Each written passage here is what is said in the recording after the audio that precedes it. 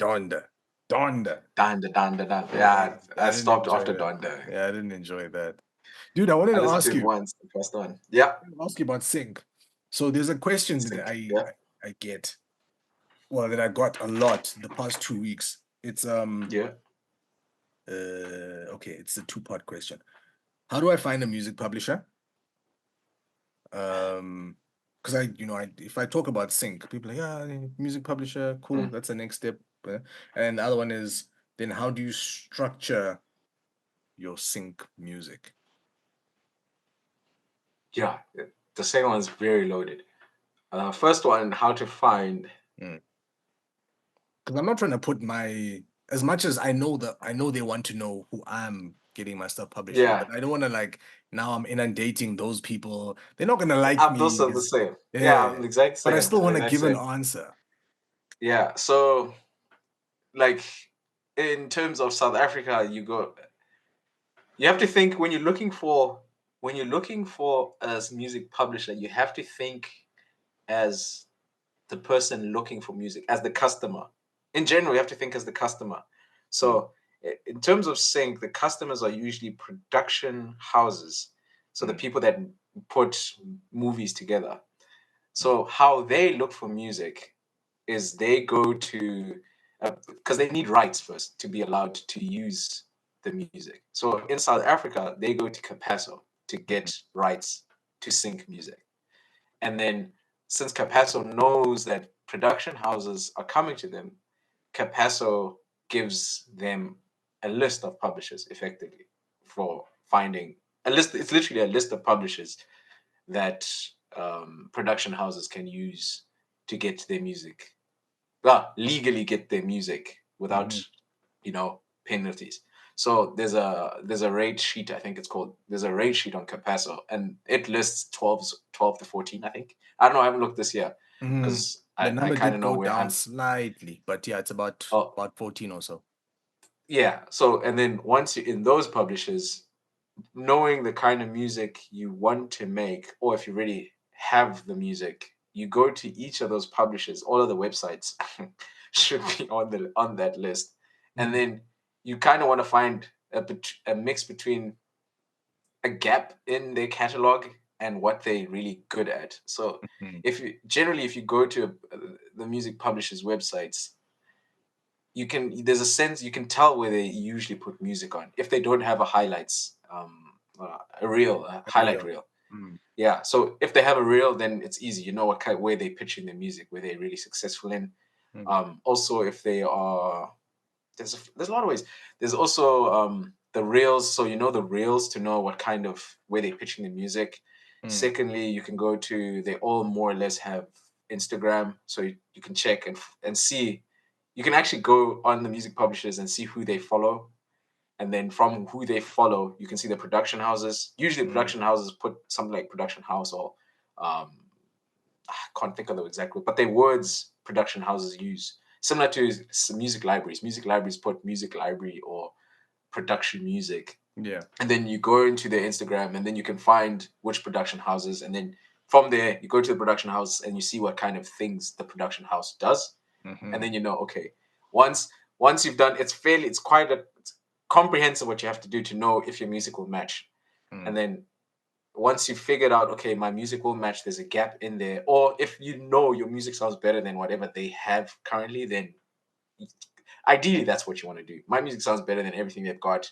I know they'll take this, and then you pitch. mm, Or if you know most of their music has there's something all them like if you're really good at making if you can speak Afrikaans and then you mix it with Gqom, for example, that type of thing, you'd kill it. Like unfortunately I don't speak Afrikaans, but if you spoke Afrikaans and you slap that on a Gqom thing, you'd kill it on Supersport, for example. mm. Then you find someone who works with Supersport. But usually I found in a lot of the music production in South Africa anyway, there's vocals are missing a lot. So if you add vocals to your sing, you just automatically edge your tracks. Mm. If you speak any language other even English, actually, no matter what language right now, because it's not so saturated with vocals, you're Yeah. gonna edge, you're definitely gonna edge your Majority of the albums. competition. Yeah. Also, they've got Uh, credit lists. Some of the websites, some of the yeah. libraries websites, so you can see, oh, they've Yeah. worked with so and so. Okay, they've worked with MTN. They've done this. They've done that. They've done that. And Yeah. then from there, you can So reverse engineer. yeah. So there's a lot of back and forth. Okay, this is what this library does. This is what this library does. Mm, So rule of thumb: if they have a website, first check if they have a website. mm. Second, check their last released album. If they haven't released an album in a year or two, don't bother. Don't bother. Don't bother because it's a fast moving industry, most. They don't take time. Like an advert only stays for 4 to 8 weeks if it's a really good Mm, ad, 8 weeks. So you don't like if it's yeah. If they're mm. not at least dropping an album a year, then they probably not really They're not that's active. not their main focus. Yeah. Mm, But then again, there are different type of libraries. There are some libraries that make bespoke music for specific shows. So they don't really do the the library route, you know? But in South Africa, generally, that's what I think most libraries are doing. To get to the bespoke music, you have to really be good at your thing. And mm. if you're still figuring out which libraries do what, you're probably not there You're yet. not at that point. Yeah. And then the similar approach everywhere else, then. Once you know, that's generally how you do it. You know that, every country has a Capasso equivalent. Find that in in whatever country you want to work in. That So the Capasso equivalent in the US. Once you're in there, you find the rate card or something similar. You then get a list. From that list, you go down to the publishers. I just go to Instagram immediately now because if they're active on Instagram, they're putting up what they recently placed. Mm. They're really good abroad. In South Africa, we kind of slow. The publishers are kind of slow on the Instagram The thing, social but media, abroad, like yeah. yeah, and abroad it's quick. You can tell quickly if a company's working in sports. So, like hip hop, for example, we don't place much of hip hop in South Africa. It's just not what we do because the other urban genres fulfill that urge. So, boom, heavy amapiano, that log drum, that fulfills that role. So just ship it abroad. I like making hip hop, but so I ship that abroad. I haven't been really successful. I won't lie. I think I've only gotten 3 tracks. 3 tracks have been played. I don't know if they've been placed. They've been accepted, so they're in albums. They're So in I don't know if they've albums, been in placed yet. libraries, yeah. Yeah, but it's also like sync is a numbers game. So those three, they were dead. They Yeah, I were get it. dead. I get it. Yeah. Yeah. They So might it's in like, but it could be a year, it could be five, it could be 10, but you just want to it play the might be numbers game. like realistically, it might be never 3 tracks Yeah. out of how many billions of sync tracks. Like Yeah. realistically, I have to pump out more, and Mm, that's what I saw with the library I'm with at home. It's because I got so many tracks that I can see the bump in the financials. But if I only had mm. like I was looking at the albums, if I only had one, I'd be making probably a third, not even. And you don't know which album will stick That's the either. thing, bro. You never know. You So you never just have know. to just yeah, that one, the first album I gave them was a dud until last year. And then last year it was the top earning from all of them, just because of I don't know what happened. Mm. But that one, the first album, but did really well in the third year versus the second and third album. So you can't predict it. You You can't just have to, predict it. It goes with a yeah, trend. It goes with future trend, and you don't know what it's gonna look like. There's tracks that are yeah, and getting like, placed from way long ago that are only getting placed now, or might only get yeah, placed 5 years time. yeah. So I'm really big into data. So after the first year of the first 3 albums, I got the data to see the downloads. So I analyzed the data, like, okay, everyone's downloading this track, so more or less this is the sound they're after. So the second album, I shifted to more of that sound. And then the third year, which was last year, the first album, the tracks that weren't downloaded were the ones Yeah, making the most earnings. I'm like, yeah. okay, I can't analyze this There's data. no maths It's here. a there's no math, there's no logic. Yeah. Don't waste your time with it. It's just nice to see that okay, they generally everything works. Mm. That's it. Just everything works. You don't know like you usually just have to listen to what the library guys say. If they say this won't work, then they know their customers. Then Yeah. it is what it is. Um, it's really a matter of finding the right publisher, and then the publisher. If it's a good publisher, they get you to a point where the music is syncable. I think, and you can tell, you can suss it out. But hey, bruh, There's some dodgy ones Mhm. out there, bro. There are Yeah, we situations have our where, experience. Yeah, yeah, there are we ones have where our you just sit experience. and you're just like, ah, man, this one here doesn't care. Because it's all well and good to send your music to someone, and if they're just accepting everything without saying, maybe tweak that or change that, especially if they're a musician, that makes me Yeah, worry. That makes me worry that they're just trying to get their the numbers up, the numbers up. And for me, the that doesn't have. catalog bigger. Yeah, yeah. No, I would like it. I like the fact that with some of the ones that we work with quite extensively, that they're on us. They're yeah, like, yo, and they literally go point for point. Yo, the kick drum, yeah, the mix over there, this sound, yeah, change this up, and they'll give you yeah. suggestions, which is nice. So, And then sometimes like a total array because they do take a percentage of your composition anyway. mm, So they like there's a few tracks where I've had to change. Like I had to bring something from the end because usually I put the most exciting thing at the end mm, because I just build, and then at the end you have all the good stuff. He's like, yeah, leave it, take it from the end, put it in the front as well. Just yeah, change something at the end. So like, it was a complete. There's one track I remember was like, okay, it's a lot of work, but yeah, like they know what they need, yeah. and it's a weird one because you have to be humble, be like, okay, they know what they want. It's not about me. It's not about my ego. Just comply. Gotta switch Give it them the up. best thing. Yeah, switch it Yeah, up. Yeah, and then yeah. you like, especially the first few albums when you're getting into it's a different type of production. You can't copy paste as much, you Mm-hmm, know, versus like license beats, type beats. You mm-hmm, just make the chorus, you make the verse slightly different, and you can copy paste that again to be exactly the same because there's going to be an artist on top, so they don't need the constantly changing type of production. Versus mm. sync, they need the things have to be moving, there has to be changes, there has to be dropping, there has to be introductions of new transitions. There's more like it's easy to make the track, but then edging it to be syncable. That's the song. Making it Oh syncable, yeah, building out the arrangement and making it sound like, like a cohesive yes, yes. thing. Yeah. Do you And find do you find that you have you managed to pull yourself away from the typical setup? This is how we started learning beats. The intro, then the verse, then the chorus. And yeah, have you seen now that it's a bit easier for you to create for sync, just yeah, having done it yeah. for, yeah. But like it's generally yes. I find it easier now. Mm, It's just the the end point, the edit points where you kind of need a gap in between different sections so that someone can take because the way they work. So I spoke to this guy from he works at a publishing house. So I wanted to know how they because you have to know how they use the music. So they how they like it cut when it there's out. like yeah. So and it must be easy. I must be able to look at a waveform and say this section I can cut nicely here. I can take this section, cut nicely here. And the only way to do that is you have to have those gaps in between the different mini compositions. So at 8 bars, this sounds like this, but it can't have 8 bars. This 8 bars can't sound like the next 8 bars ever. And like Mm, now they move into a trend where they just want 4 bars. So there's almost zero looping allowed now. mm. But if it like there also has to be a place where they can cut just these 8 bars. So they work in typically 15 seconds, 30 seconds, in 15 seconds, 30 seconds, 60 seconds. That's usually where they start cutting, depending on what their needs are. Mm. So you have to be able to say, okay, if I'm listening to 30 minutes of this song, can I cut it? Oh, well, if I look at the waveform, can I take this song and take this 30 seconds and use Mm. it?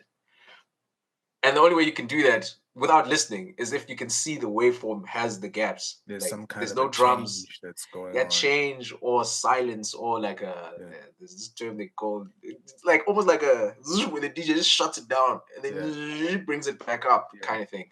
Almost like a Where you can drop see, okay, or like a sting or like a point yeah, of, like a yeah, drop almost like so that's what I found like every time I want to put a chorus, there always has to be like a pre-chorus just to give space for them to cut. yeah, Especially the drums are usually the problem where it's easier if you take out the drums, you can see where to cut. But it's yes, when you want to take out the drums and take out the song and then still keep the what was happening before, especially if you're building, which I that's the am thing. not an expert at it, but then you Yeah, need them. They are yeah, critical. yeah. Um, I have but a how are you section. finding it now? I think it's easier now because I've seen the ones that I've got this one album that does really, really well. And the Yeah. thing that I think is the reason why it does really well is because there's sections where it's almost like I'm making a new beat with the old beat. Yeah. Yeah, so I'll like Yeah. go away Yeah. from the beat and then I come back, but when I come back, I'll be like, that thing, maybe there's like a mallet going. And I'll be Yeah. like, okay, and that was the main sound. And that's the thing driving it. It's like, let me remove that mallet, or at least okay, let me take the MIDI from it and let me Yeah. switch it up and put like plucks or like Yeah. a horn and put that in Yeah. there, take the bass out, put a new bass in, the chord structure remains the same, but it's like it almost feels like you're moving into a new beat. Yeah. And So after that's about when, like, that's the nice part of, that's when you can copy paste. Copy pasting MIDI is okay because yeah. you can use the same MIDI but a different instrument, Mm, and then it changes the composition. mm, So you can copy paste, but you mm. can't copy paste. It can't A sound copy loop. paste. Yeah. I Yeah. think loop for loop makers, because there was a loop maker who's like, yo, man, I want to see if I can get my beats placed. And with loops and the way beats are now, it's almost like how EJ was back in the day, where you've got those tiles and you place them down Yeah. and you just copy paste wire until the end and then you're done. Whereas here, it's almost like it's frowned upon. We're like, they'll tell you, we've got that section already. Yeah. Really got that. We don't need any more of that. So yeah. There's a trick, man. You can loop, but you just have the effects. You just effect it out. So you just put effects to change it. So there's a few like stutters and shutters where you can loop, but then the effect changes the sound. Just must Mhm. sonically be different, somewhat. Yeah. It can't be Yeah. copy paste, copy paste. Yeah. So when I'm cheating, I loop and then I put these effects, and then you like Like you an fool envelope, around with the filter. like a Yeah, you just fool cutoff, around. you just mess around with that stuff and then that Yeah, mess creates the around with the bed for, sound. yeah. There's other ones where they stutter the sound. Where it's like it just like it just stutters your sound, and then it also loops and distorts for you. There's a lot of effects where you can, if but there's it's just a different kind of work. You still have to work. Yeah. So, but sometimes, especially because I don't like if I copy. I generally work in fours. If an album is 12 track, I work in fours. So then you only have three tracks that are similar. Like they Oh could yeah. satisfying. So if I do a MIDI copy paste in track one, I won't do it for the next three, you know? And Mm, then the fifth one will have the MIDI copy. And then so you work in fours. Like this one will have a MIDI copy, the next one will have an effects change, the third one will have an instrument change, and then the fourth one will be a total composition change. mhm. Um Methodology wise, like structure wise, I'll have four tracks, I'll have four different types of composition methods per se. The first one will be I'll copy paste the MIDI and change the instrument. The second one I'll copy paste the sound and use effects to change. Mm. Third one, I don't know. There's a system Mm. there's a system to production as well. You just figure out, okay, I know how many tracks I need to make, what system I'm going to use to make those tracks. Mm. So like it helps with your mixing because you had the effects in like I open a separate session when I mix Oh, because yeah, my why? composition the composition is messy, man. Sometimes you're adding this, sometimes you're adding this, sometimes you're not, sometimes this, and sometimes this. Like, okay, leave it, open it. I bounce all the stems, I bounce the stems, start a fresh track, but they're in the mix. It's copy paste because everything's already there. I know that I always have a bass, I always have a snare, I always have hi hats, I always have percussion. The percussion will be in one bus.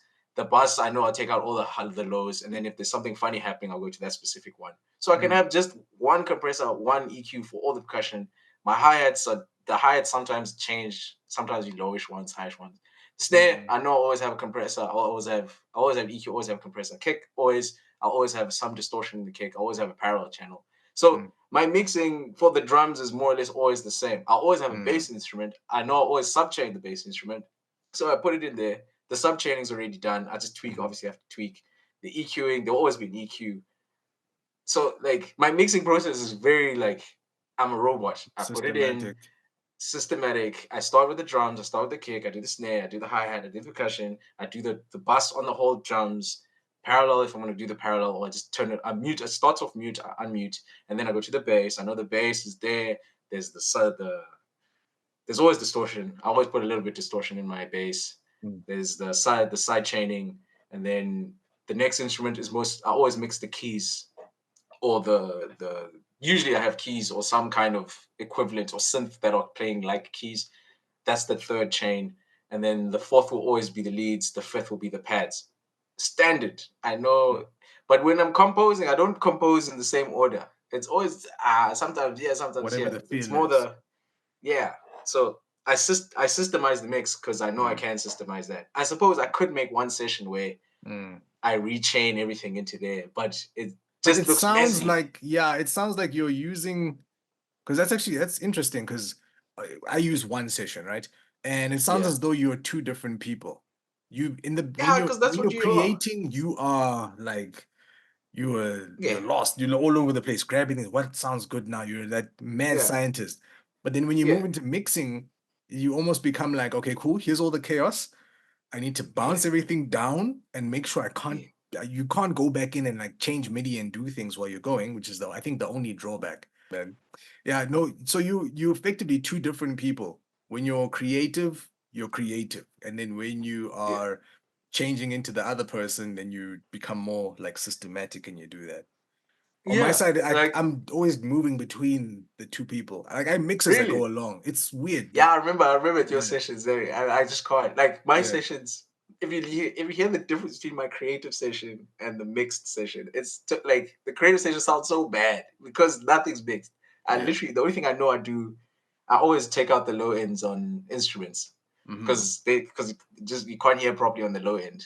But Mm, generally speaking, my composition sessions are just but it also forces you to like because you know the spectrums where the sound is so you don't put an instrument that will fit in there because you're not you haven't EQ things out, so it mm, forces you to be like this instrument will work with this one because it's gonna clash, so mm. it helps the other guy to mix later on because you don't, especially when you're composing, things are going to clash because you're not taking things out, True, other than the low end.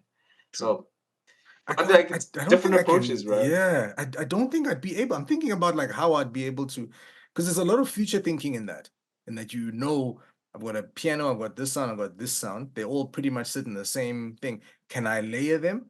And now if it's you're sort of thinking, can I layer them? For me, it's like, let's see if I can make them. I'm try and make it fit now. And if I can't make it fit Oh now, yeah. I'm chucking it out now. So I don't have that No. thing of later on. It needs to sound like I need space now. I need that space now. No, no. I can't I, yeah. I just do it now. I see if it's not working, delete. Yeah. I don't even try. Like, but beforehand, if you put a sound in, like, hey, it's gonna clash this one. Don't put it in. Leave it. There's a lot of Mm, the time with brass because they just in the mid. So mm, sometimes we like even though it's sounding good, you have to take it out. It's gonna yeah. cause problems. Yeah. That's what I'm making a lot of hip hop with brass right now for this, but they just fight, bruh. Yeah, brass and strings, they don't like each other. They I don't don't know like how yeah. these orchestras work. Yeah. Like in You live, you can can hear them move clearly. them. You have to Yeah. move them. Take them there, They- put them in their But it's spaces. but the thing is, if you got like, because brass, you don't just put a trumpet. You put a trumpet and then you put a trombone, and the trombone also overlaps with like the tuba. So you got, and then the tuba overlaps with like the lower end strings, but then the strings overlap with the other two instruments. So you're like, Mm, okay, you have to kind of say, I don't need this much trombone now. I'll just have more strings. But I just don't like strings and brass together. I don't like mixing them. mm. But you have to because they sound so great together. Yeah. They're Yeah. great together. I found that as But well. yeah, but we'll see how it goes, Ra.